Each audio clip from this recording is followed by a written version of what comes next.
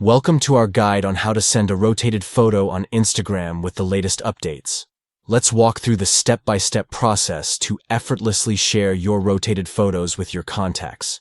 To begin, open the Instagram app on your Android device to start the photo sharing process.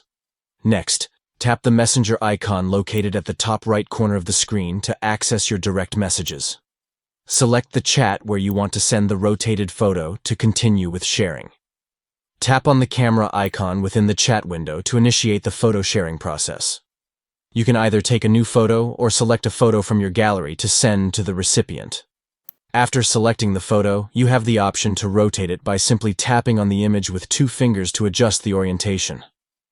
Once you are satisfied with the rotation and positioning of the photo, tap on the Send button at the bottom right corner to share the rotated photo with the recipient.